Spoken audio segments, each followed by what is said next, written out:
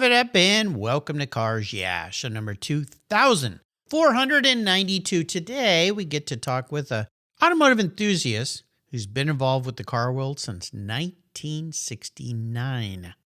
What a life. Be prepared to be inspired.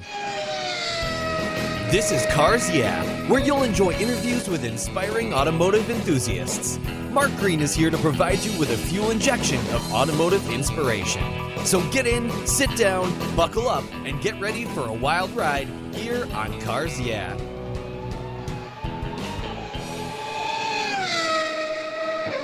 Hello, inspiring automotive enthusiasts, and welcome to Cars Yeah. Today, I'm in Ham Lake, Minnesota, with a very special guest by the name of Ed Fallon. And those in the car world will know who this guy is. Ed, welcome to Cars Yeah. Do you have any gear, and are you ready to release the clutch? I guess we are. It's good to hear from you, Mark. Thank you. Nice to have you here. Now, before we begin, and I give you a little bit more of a formal introduction, I always like to ask my guests this little question. What's one little thing that most people don't know about Ed Fallon? That's a good question. I'm pretty transparent. I guess maybe a lot of people don't know that I am an Eagle Scout, and I still spend some time with the Scouts. And I collect some Order of the Arrow badges or patches and things from my old lodge, Lodge 16, Tonkawampus Lodge. So I have probably the most comprehensive collection of Lodge 16 stuff in the United States. I would guess so. That's very cool. Well, since you're, I'm not going to call you old, Ed, but you're a classic. Does that sound fair? You were an Eagle Scout at what age? I received my Eagle in 1973, so I would have been probably 17.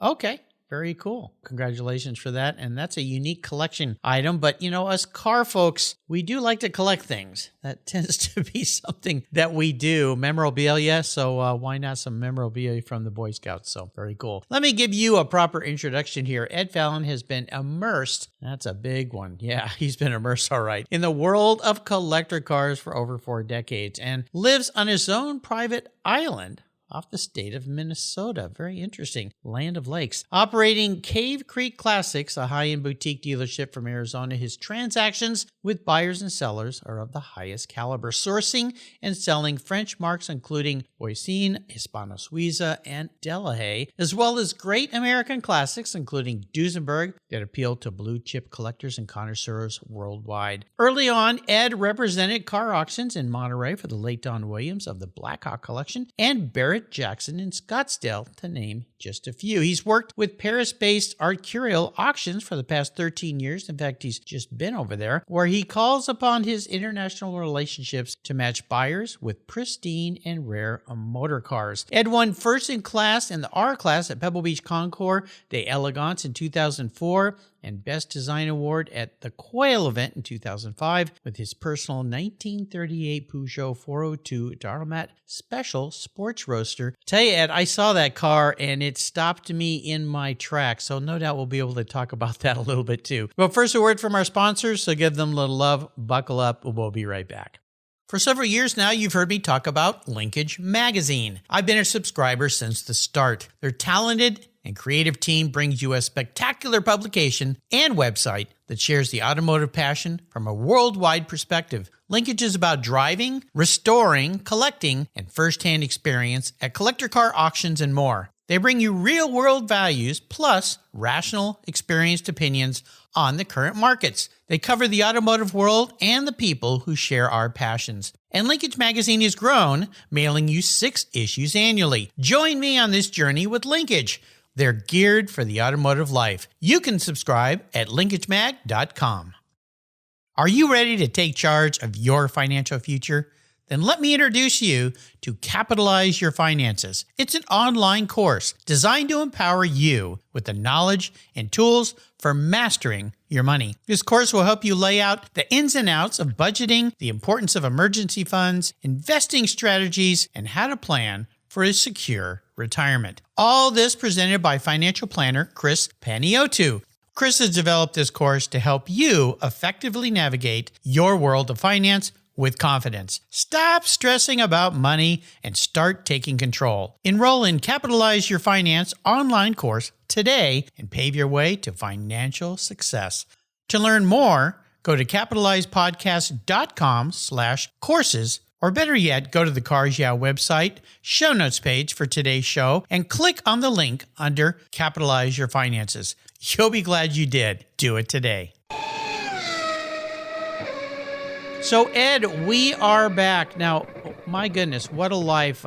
Cindy Meidel, who put us together, sent me a little bit of a resume of yours, and I mentioned it to you when we first connected here before we started recording, that it seems like so many cool cars have passed through your hands, but I've got to go back in time a little bit because you're one of those rather unique guests here. You've been involved in the car world kind of since the beginning of your adult life and even going further back. How did this whole concept of being around cars, being involved in cars start for you? And then how did you move this into be an actual career for you? Because you've lived the dream life according to most of us car folks. Well, when I was very young, my father had a 1930 Chrysler sedan, and he had that car. And I remember I had short pants on, and we went for a ride, and I sat in the back seat on the mohair and thought it was kind of pokey. And it smelled like an old car, and it was subsequently sold. And then I started to collect Minnesota license plates. And so that led to the junkyards, because that's where the license plates were on the old cars. Yep. And I kept begging my dad when I was like, I don't know, 8, 9 years old, that we got to get an old car. And one day he brought a Model A Ford pickup home. And that really kind of bit me, as far as some of the early cars. Yeah, no doubt. Well, that's kind of fun. Sounds similar to me with my dad when he bought a 49 AMG TC when I was only 5. I think that's when the needle went in deep into my arm for cars and old cars. One of the things I mentioned, which I've got to ask about, because I've got a lot of friends in Minnesota and, in fact, some people that are big collectors there as well. You live on an island? Yes. My family bought some property on a lake north of Lake Vermilion and way up in northern Minnesota. So I'm like 30 miles of the crow flies from the Canadian border. Oh, wow. And across from our peninsula or our acreage was an island, and it belonged to the same family for, since probably the First World War. And I always tried to buy it, and they never wanted to sell it. And finally, one day I was in Germany at Techno-Classica, and my mother called me and said, we called it Pine Island. She said, Pine Island's for sale. So I quick called the realtor, and she said, Ed, it's for sale, but the lady wants a letter from who's ever going to try to buy it to why they should own the island. So I wrote a letter and explained to her why I felt that I should be able to buy the island. And there was a lot of other people that wanted to buy it, but she liked my letter the most, and subsequently I ended up buying it. It's a great story. My son and his wife bought their first house about 2 years ago. And it was a house that was built in 1976 by a couple that had become too elderly to live in it. It's kind of on a hillside with too many stairs. And they kind of did the same thing. They wanted the people who were going to buy it to write a letter to find out, how are you going to take care of my house? Why do you want to live here? And my son came to me and said, what are the key things for an old guy like you, Dad? Thanks, son.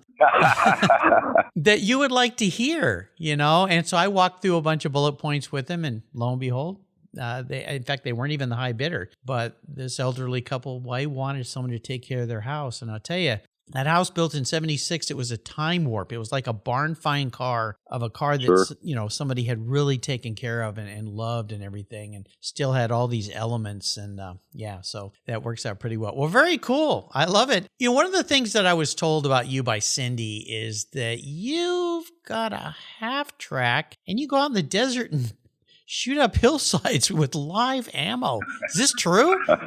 Yeah, basically it is. When I lived in Arizona for quite a while, a couple of friends of mine started to get into machine gun shooting. And then I met a number of guys, Kenton Tucker, who's a grandson of Preston Tucker, and Bob Ferris, who was an armorer from the Korean War. And I became quite enamored with the machine guns because they're mechanical. I like mechanical stuff. To be a gunner, you've got to be a little bit of a tinkerer. You've got to be a little bit of a mechanic. You got to be a little bit crazy. And so we have an event there that's called the Big Sandy Shoot, which is in northern Arizona. It's the largest machine gun shoot held in the United States. And just about every automatic weapon you can imagine, and tanks and cannons and things like that. Oh, my gosh. Participate. But as a kid growing up, my uncle Leo was in the Second World War in the 12th Armored Division. He was an Armored Infantry Battalion infantryman. And he would tell me stories about when they went through France and Germany and into Austria ultimately. Wow. And he rode on a half track. And we used to watch Combat, Rat Patrol, Oh, yeah. all those things. And, Me too. Yeah. And I always wanted a half track, and I got the opportunity to buy one. And so now I have a half track, and yeah, I put my 50 caliber machine gun on top, and there you go. How fun is that? I cannot remember the gentleman's name, but you probably know him. I was flying back on a trip and I sat next to this guy and he started telling me about a collection of World War II tanks and military stuff. Turns out he had like the biggest collection in the United States. And I think he's since passed and it's all been sold off, or bits of it have been sold off, but showed me pictures of tanks and things and shooting them and half tracks. And it looked like so much fun. It was, can't remember the name of the collection. It'll come to me, but it was in California. And yes, it was sold, that's a few years ago, but it was awesome. I mean, he had everything. Yep. Littlefield. It was a Littlefield collection. There we go. There's the name. Yeah, he was so nice. And, you never know when you sit next to somebody and you strike up a conversation, and we both had an interesting... I was coming back from a car event, actually, so I was looking through my pictures of cars, and he goes, excuse me. And then he showed me his pictures, and I'm like, oh my gosh, I'm sitting next to somebody that really has an interesting collection here. I wanted you to talk a little bit about Art Curiel, because as we're recording this show, you're leaving tomorrow to go over to Monaco, and you've been a part of this auction. I attended one of their early auctions at Retromobile. I think it was back in 2011, maybe, if my memory serves me right, in Paris. What are you doing with these guys? Well, I've been going to Retro for almost 30 years now. Oh, lucky you. I started back in the day when Blackhawk had cars on display there. So I started with Don there in the beginning, and I was really good at it, and I got to know the French really well. And, at that time it was Mark Nicolosi that was running the show. And the show was a 10-day show, and now it's, just a week. Mm-hmm. And so it was a long haul. And so anyway, after a while, Don figured out, because Lauren and those guys, Lauren Tryon and all those people would come, with Don. Don would kind of do the first weekend or whatever, and then they would go back to California, and then he'd say, all right, just take care of the stand, and Jean-Paul Caron would help me, and we took care of it. So at that time it was Poulon Lafour, and there was like 3 other auction companies in Paris, but they all merged together to form Art Curiel about 13 years ago. And at that time, I had put in a couple of cars with Matthew and Pierre, and I said to them, I really want to work with you guys. And so it started from there, and we've been together ever since. Wow, it's wonderful. That event, how would you describe to listeners who've not been to that event? Because I've been to lots of different car shows, some abroad, but that event, there's something special about it. The Retromobile really is. It's developed like everything now. It's changed a little bit over the years. When I first went there was a lot more vendors of parts and those kinds of things, and all of the clubs were there. And now, because of the cost of the space and the rooms, some of the clubs can't physically afford to have a space there. And a lot of the smaller vendors that had like all the cool old French parts can't afford to be there. But Retromobile is a destination, and it's like it has to be on your bucket list because you're going to Paris. It is an awesome show. It's not anything like we do in the United States, which I think you'll agree with. And the displays, how it's presented, sure, Art Curiel has their auction. You have all the, the major manufacturers are there. And then you've got all the European dealers that are important that are there. Yeah, it's quite an event, and I think it's something that really a lot more Americans, would really have a lot of fun once they kind of discover it. Oh, yeah. As I said, I've been 3 times, I believe. And it was just so special, so unique. One of the most incredible experiences happened to me was I got invited to a private dinner of about 8 people by one of the organizations that sells cars at auctions. And we were waiting in the lobby. I got to stay at the Hotel Crillon, which is just this beautiful 5-star, wonderful place. We were waiting for the last 2 guests to join us. I had no idea who they were. And up walks Sir Sterling Moss and Lady Susie. Yep. And I'm sitting there going, we're having dinner with them? Wow. Yeah, and we walked out down these streets, down this little alley, went into this little restaurant upstairs to a private room. Spent, as you know, in Europe, dinners are about 3-4 hours long. Yep. And the whole night, I was just sitting with Lady Susie on one side, Sir Sterling on the other, the way they banter back and forth, just going, how did I get here? This is so incredible. I mean, it's just so much fun. So it is an event you listeners have to put on your bucket list. Absolutely. Now, you're a marque specialist, and you've had an incredibly exceptional sales history of some cars that are just I don't even know how to describe the cars, including the Rolls-Royce Round Door, which is now at the Peterson you were involved with. It's a 34, I believe, back in 2001. But could you talk about a few of the cars that you would consider you're a specialist on? I guess I try not to limit. You know how it is. You meet like a Porsche guy, or you meet a BMW guy or a Mercedes guy, and let's say that they're just so focused on that mark, or or Ferrari. They're focused on that, and they know everything about it and that kind of a thing. Mm-hmm. Over the years, because of all my experience with the auctions and doing all the events and the expositions, I concentrate on exactly what is given to me, or what's consigned, or what we're selling, or what I'm in charge of. Right? Yep. So I concentrate on knowing those cars very well and familiarizing myself with them. And then I started reading AQ religiously, back in the day, in the 70s, Yeah. And I didn't have enough money to subscribe to it at the time, being young, but I could go to the library and get a copy, and then I'd read it cover to cover. And then ultimately, I have a complete set now, but sure. I would constantly read that, and I would constantly read things, and I would familiarize myself. And by doing the auctions and by doing these things, I became familiar with a little bit of everything, and I try to keep a working knowledge of everything. But yes, I have kind of lean or focus more towards American and European full classics. So that includes a lot of the French cars, that kind of a thing. And so I've touched and driven, a lot of things. But that's as a result of, being around them and moving them and driving them and loading them in trucks, at the events. Yeah, so spectacular. Well, how would you consider where we are at today with the state of the collector car market? Because COVID, of course, just bolstered that entire industry, and it kind of waned a little bit, but it seems like it's still very, very strong. What's your opinion of the state of the collector car world today? I think the state of the collector car world is good. I think that we're moving. Things are changing. I mean, when I first started, as a kid in the 70s, and, I started full-time in 85, you had a lot more people that were in clubs, and the clubs were a little bit more defined. And I think in the 50s and the 60s, people belonged to clubs, and people did that. And I see now that the clubs are having a little bit of a struggle. They kind of go away, and everything now is turned more to, all of our internet and these kinds of things. And so maybe we're losing a little bit of that faction, but I think that the marketplace is very, very good. I think any of your, we'll call them blue chip cars, or your great important cars, but as time moves forward, the ages change. I mean, at one time, I was a young whippersnapper in the business, and now they look at me like I'm the OG. And it's like, yeah, give me a break, And so I'll be talking to a 23-year-old, at a show, and I mean, he knows everything about, Lamborghini, and all these supercars and these kinds of things. And then we'll walk by in a Isata Fraschini, and, and they're not even paying attention, where I'm looking, And so I think as we move forward, time changes, and the cars that people want to play with, it's something that they have been exposed to at some point in their life. But then if they get really into cars, what I find is that they develop from having a 911 Porsche to suddenly it's like, wow, you know what? I might want to have a Tabalago GS, or I might want to have, this kind of a thing. And they move forward into another area.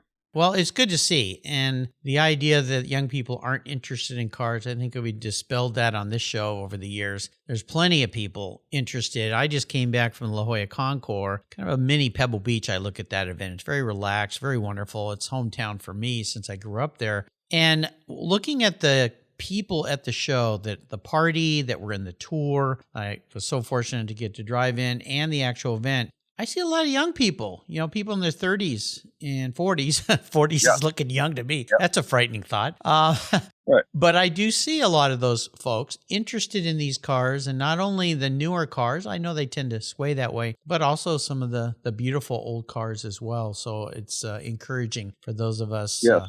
I would agree with you. I would agree with you. Yeah. Yep. No, I think I think it's important. And I think that once they're exposed, once they get an understanding, and, someone helps them along a little bit. People had to help me, I mean, with these things, I mean, you have to learn it somewhere. You're just not going to walk up to a 1906 Cadillac and start it. you know. Yeah, He's I going to know. learn. Yeah, some of them are a little confusing. Well, speaking of cars, I wanted you to talk a little bit about this 1938 Peugeot of yours that you've won several events with. And I'll tell you, when I first walked up to your car on the lawn at Pebble back in '04 and then saw it again at the Quail in '05, but going back to Pebble, I walked up to that thing and I went, wait a minute, this is a Peugeot?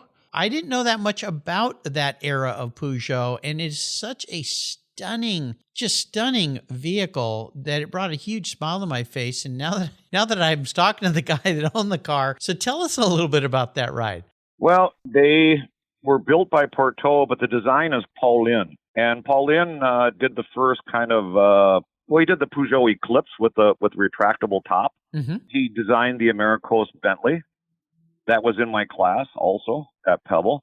And I was in France at Retromobile, and I had seen the car had come up for sale at a Poulon-Lafleur auction in November, and it was bought by 3 dealers, Frankie Dumontant, Bruno Van Dias, and Christophe Poon. They all 3 went in together and bought it. And then they brought it to Retromobile. And we got to looking at the car, Kira and I, and then Peter Larson said to me, he goes, Ed, you should really look at that little Peugeot. Well, I figured out with the Dalmat that they didn't make that many sport roadsters like that, probably 21, 25 maybe, and then they made like three coupes. And I talked to Frankie, and we worked out a deal, and they were very happy because it was the most that anyone had ever sold a Peugeot Dalmat for. And so they were pretty happy, and I bought the car. Well, when I got it, I brought it back to the United States, and I started researching them as best that I could. So I went and visited everyone that I could find and looked at them and tried to determine, all right, what's right, what's wrong? How do they do this? You know, what's incorrect in these cars? Because some had been restored, and they had been restored improperly. And this one had the original engine, body, and chassis, and it needed a full restoration. So after a couple of years, I started working on it, and it was Lon Kruger down in Phoenix, Arizona. He used to work for Tom Barrett, and is probably one of the best restorers, you know, on the planet. And I went to his garage every day for a year, basically, and we worked and we worked and we worked. And we were getting ready for Pebble, and Glenn Munger, who I admired immensely, invited me to come to Pebble with that car. And he goes, Eddie, get your car done. And I'm like, holy mackerel. Uh-oh, pressure's on. Yeah, oh yeah. And so we worked and worked. The night before we were going to load the car, we got the engine in and we were going to go start it and hydraulically locked. Oh, no. So I pulled all the plugs out of it. The cylinders were full of water, or 2 of the cylinders were full of water. The guy had re-sleeved the engine, hadn't done a good job on the sleeve. Oh. And Lonnie and Todd Beeman looked at me and said, Ed, you're not going. I said, no, we're going. And so I JB welded the head gasket to the head and the block, and figuring that would seal the top of the cylinder where the water was leaking. Mm-hmm. And it did.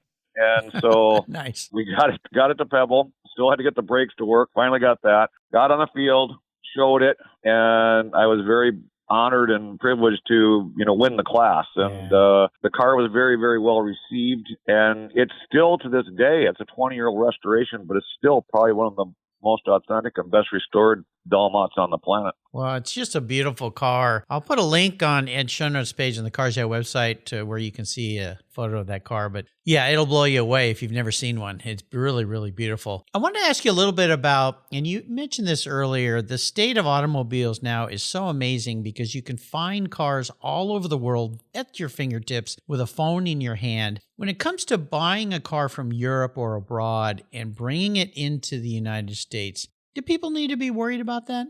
Well, I think it depends on what you're doing. There's a lot of scams and frauds out there. Mm-hmm. And people ask me all the time, Ed, why don't you maintain a website? Because I had a website years ago in the beginning.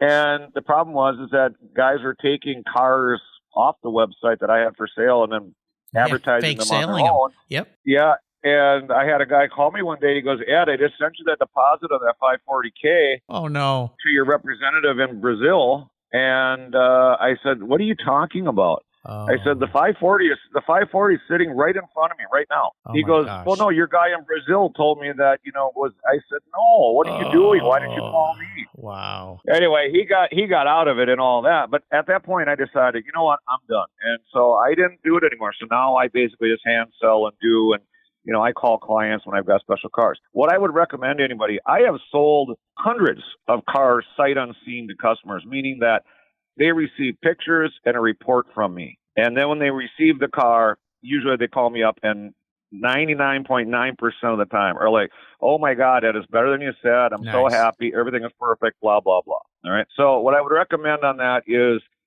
get with someone that you trust and you know. They'll know someone. Like I know people all over the world. Doesn't matter if it's in Japan or where it is.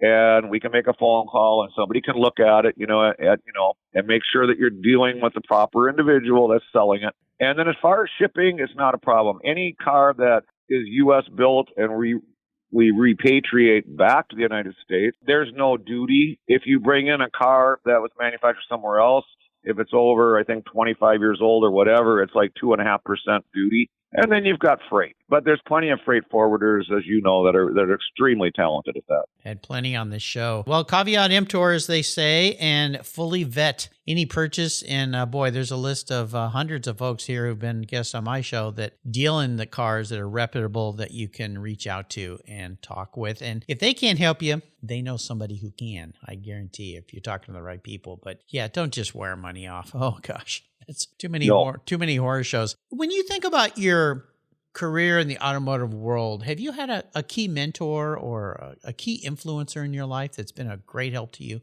I would say, yeah, there's been very many. When I was young, I tried to work with guys that could assist me. Like I wanted to build my first car trailer, and there was a guy named Clay Ness, and he was a great welder, a steam fitter. And I spent a lot of time with Clay to learn from him. And then we had a great mechanic, Cliff Orth, that used to circle race here. And I learned a lot from Cliff. And, both those guys are gone now. But, my father taught me a lot, and, he's gone. But I guess in my world, the one that really helped me a lot was Don Williams. And I had always been reading about Tom Barrett III, in Old Cars Weekly and in Hemmings. And then I'd see, Don, because Don worked at the time for Tom, and then, Barrett Jackson at the time. Mm-hmm.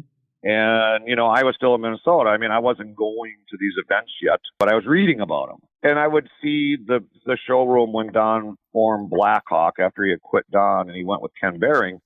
And I saw that showroom and I said to myself, I want to work there someday. And a lot of people said to me, you're out of your mind. You live in Minnesota. What are you going to, how are you going to get a job there?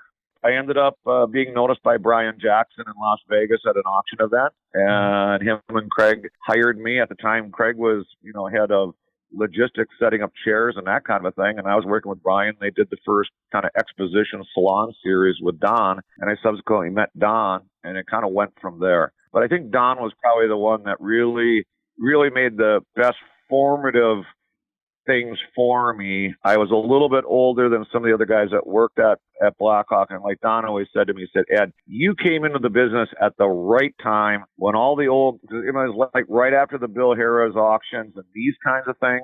And so I've been in the formative stages of the auctions as we know it now.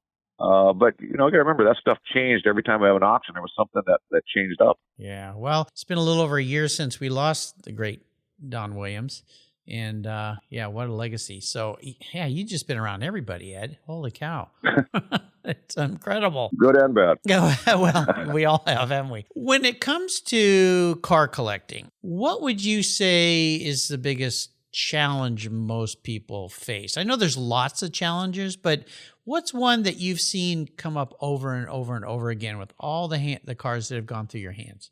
For the average person, or? Well, I think for anybody, because a lot of people listening here, there are some people that have collected cars, some that would love to. They're a little afraid to get into it. They don't really know what they're doing, how they go about it. But I would assume there's some challenges that you see happen over and over again that you might be able to pass some wisdom on so people don't bump into those challenges. Well, I guess, people, they're going to find something that is of interest to them. And obviously it's got to be within their discretionary income level. Most guys aren't just going to walk out and buy a, disappearing top Murphy convertible coupe, a Duesenberg. You mean I can't go get one of those this afternoon? Come on. Well, you can. We can do that. You see a big checkbook and lots of zeros. Just use your checkbook. There you go. Yeah, my golfer's checkbook. Yeah. Those big ones. Yeah. Yep.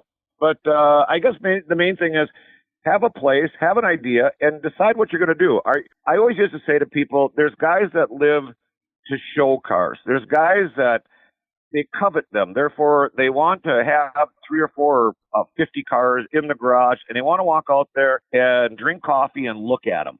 there's guys that live to restore them. And then once that process is done, it's like they got to move on to the other thing. And it's like, all right, I'm done with that car now. I want to sell it, or I want to go and I want to do something else. And there's guys that live to drive them. And so I think that people fall into those kind of 4 categories, or maybe there's a couple others. But, really, they live to get a trophy, or they want to drive the car and be seen and look cool, or they want to work on the car, and that's the therapy, or they want to collect it because I want to have a collection of every Jeep they made in World War II or whatever it might be, and that's kind of how I think they respond. So I guess if you've got a place, the means to do it, enjoy what you have. And remember, you're a caretaker. I'm going to sell my 1924 Avion Voisin, at Pebble Beach. And I restored the car in 2016. But you know what? I'm not driving it. And the thing is, a little diamond is absolutely gorgeous. It's probably the only one on the planet. But you know what? It's time for it to go with someone that can enjoy it and have fun with it and show it, because I've never really shown it. And let somebody else have the ride. Mm-hmm.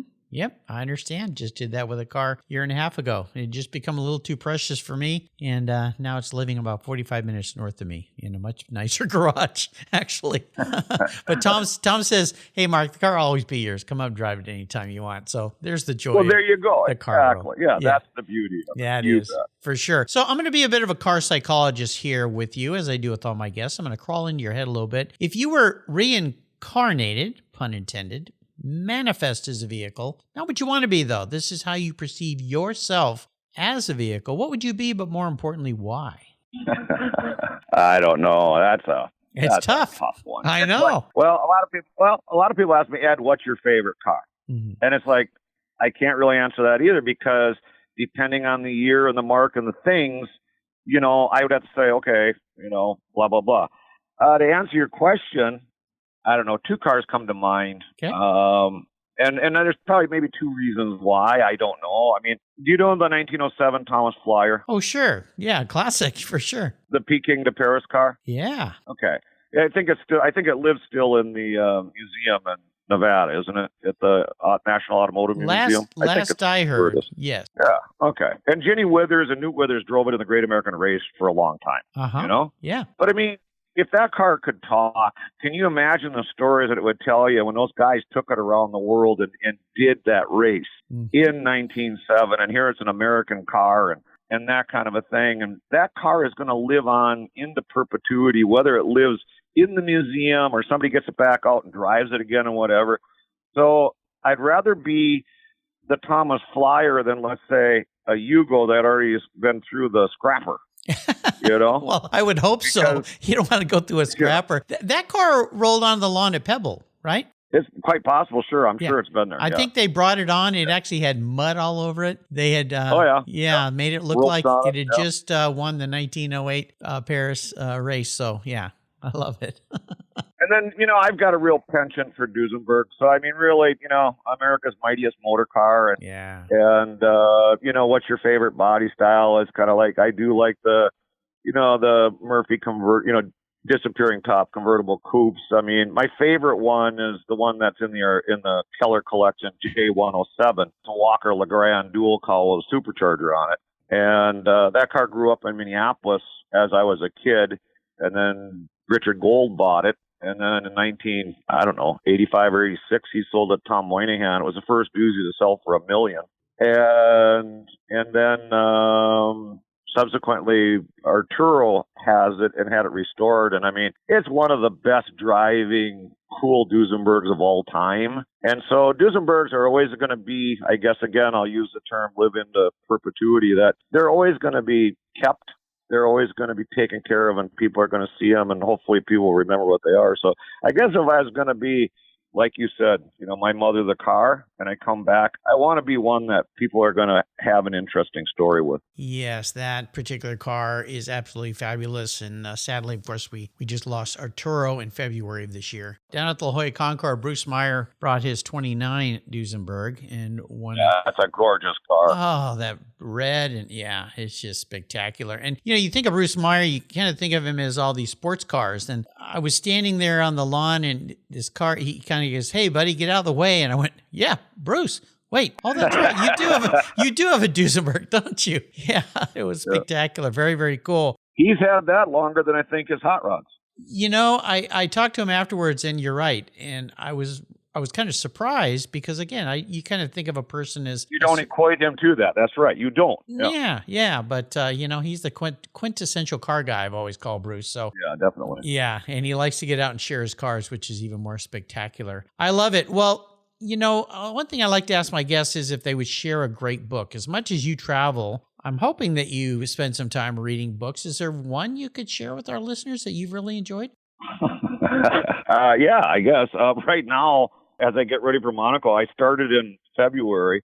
I'm rereading The Hunchback of Notre Dame. Oh my gosh! Okay. Just because I happen to run across a copy of it here at my mother's, and nice. And I thought, I haven't read this in so long, and I thought, and because you got to wrap your head around it when you get into the text, and so so I started going to Paris, and I'll read it on my way. I'll read it. It's my airplane reading. Okay. Books. I don't know. Have you ever read the Man Eaters of Tsavo? No. By Colonel Patterson, his name is. It's a story about the two lions that when they're building the railroad across Kenya. And Colonel Patterson was an Irish guy that was hired as an engineer. And when he got to Tsavo in Kenya, the book was written in 1907, but I think the lions were killing everybody in like 1897. Mm-hmm. And he took it upon himself because the railroad got stopped. They couldn't build the bridge, and these lions were just raising total havoc and killed many, many, many, many people. Oh, yeah. And so it's a really cool book in how he talks about colonial hunting in Africa at the time and the railroads and how many guides and servants and guys you need and how much it costs and what rifles you need to pack in the appendix in the back. Wow. So it's kind of a really cool book. They made a movie it's called The Ghost in the Darkness, I think, with Val Kilmer. Yep. Okay, so that's kind of the story of Patterson. And the other one that I always enjoyed was The Seven Pillars of Wisdom by Lawrence, T.E. Lawrence, Colonel Lawrence. And I always found Lawrence a very fascinating individual, during World War I and what was going on in the Middle East and what he was doing with the Arabs and all of that. And I mean, he died driving his Bro Superior, for crying out loud, A lot of great books. I'll give you another one. I have a guest coming up in the next month or so, Cassia St. Clair out of London. It's a book called The Race to the Future. And it's the racers, an Italian prince, his chauffeur, a French racing driver, a con man, and several rival journalists battle over the steep inclines of mountain passages in the Gobi Desert. So that'll be a new one for you to get your hands on. That'll be interesting. Yeah, pay attention to Cars Yeah in the next month or so. Cassia is going to be a guest on the show. But you've given us a lot of great books. So before I let you go today and you're about to head off to Paris, Monte Carlo, Paris, would you share what you would perceive to be the ultimate drive? And here's how I play this game. I'm going to park any car in the world in your driveway. Don't worry about the cost. I'm footing the bill today. You can take it on a drive, but here's the key thing. You can take one special person with you, anybody in the world. It could be somebody from the past as well who's no longer with us. So for a guy who's been around so many cool cars, what would the ultimate drive be for you? The car or the drive? The car, where you're going, and who you're going to go with. You get all three. I'm going to provide that to you. I'm a bit of an enabler. Good question. I guess, if it was a nice sunny day, I'd prefer probably an open car, something with a little power. I guess, it would be fun. The competition court Fagoni Falashi Roadster that's in Miles Collier's collection. Know which one I'm talking about? I do, yeah. I had the coupe version of that one time and showed it, and I fell in love with the car, and it's still out there somewhere. But that's the convertible aspect of it. And I mean, it's still one of my great favorites of all time. I guess if I could go for a ride in that, I'd like to do that. And I guess I'd probably want to go for a ride with either my father or with Don. Because I miss them both. And it would be such a fun thing to just to have a ride and to shoot the breeze, You know what I mean? I understand. That's what makes the whole idea of that special. And as you know, over time, the cars are really just the catalyst that bring all great people together. It really is the people that we run into, especially when you go to an event like Retromobile. You see people you haven't seen in a year, and all of a sudden you're best friends again. You're chatting cars, how you catching up. I mean, that's what cars have done for us. Yeah, absolutely. I think that's the other thing that you should address in what you said earlier about, when people are thinking about getting into a car.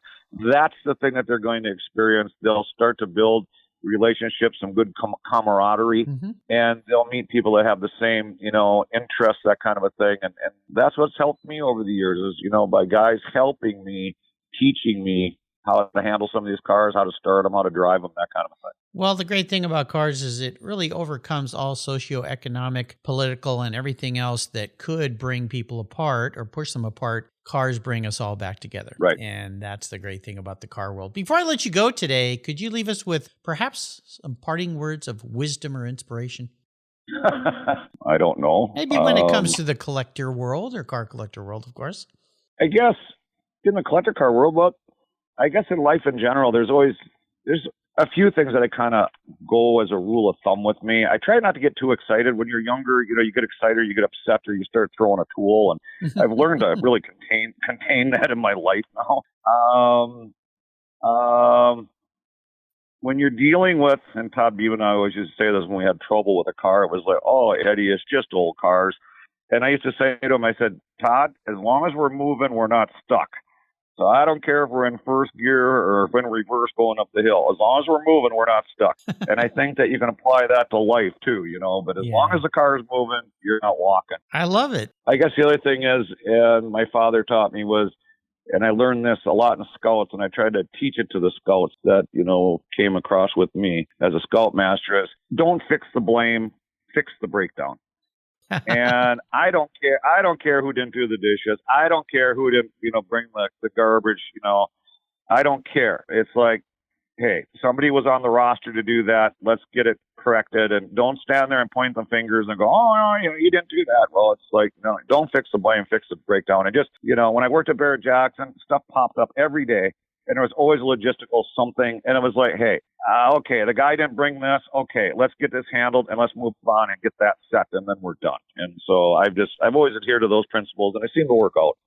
Great words of inspiration and wisdom. And it's fun how they tie to cars and life as well, which so many things do. How can people keep up with you, or what kind of, you said you didn't have a website, but how can people learn a little bit more about you? Well, you've got my email. I mean, they can reach me at Art Curiel. Obviously, it's motorcars@artcuriel.com. You know how to find me. Cindy knows how to find me. I mean, most people that know me probably have my number, and I'll get a phone call from a client or a customer or a friend or someone, and it might, like you say, it might be a year, 2 years, and it's like, hey, Ed, I need to find a taillight lens for a 540K Mercedes. Which I got a phone call here just a couple weeks ago. Oh, it's like, all right, no problem. And so we did, and or we need a starter drive for an Isotta Fraschini. Okay, I know where there's one. So it's those kinds of things. But yeah, I guess the best thing is you just email me, and I'm around. There we go. Absolutely. And another thank you to Cindy for putting us together, Cindy Meidel. She's brought so many great people to this show. And as I mentioned a few weeks ago, she actually brought the very first guest, Rick Cole Auctions, to me when I started this crazy thing 10 years ago. Then everyone said, what's a podcast? There you go. Ed, hey, thanks for being so generous today with your time and your expertise. I wish you the best safe travels over there to Europe until you and I talk again. I'll see you down the road. Thank you, Mark. This was fun. Hey, guess what? Some of you regular listeners will remember back in 2019, I created 10, 11 shows called Cars Yeah TV, where I went to some fabulous locations of past Cars Yeah guests, and we did a TV show about it. Well, they're up on the Cars Yeah YouTube channel. So go check it out at YouTube. Just type in Cars Yeah, and the shows will be there for you to enjoy. I hope you have fun watching. If your car started today, well, thank a tech. If that truck delivering your goods today got to your home or your business, thank a tech. If that airplane you rode in took off and landed safely, And if that boat you're riding in arrived at the dock safe and sound, that's right, thank a tech. One thing the pandemic has taught us is that great techs keep America rolling. They are essential workers and we need them. Support career and technical education by getting involved with TechForce Foundation. It's a Cars Yeah charity of choice. Learn more at techforce.org today. Thank you so much for joining us on today's ride here at Cars Yeah. Drive on over to carsyeah.com to find show notes and inspiring automotive fun. Download your free copy of Filler Up, a fun book filled with gorgeous photographs of fuel filler fun, including quotes from more inspiring automotive enthusiasts. Download your copy today, and we'll see you next time on Cars Yeah.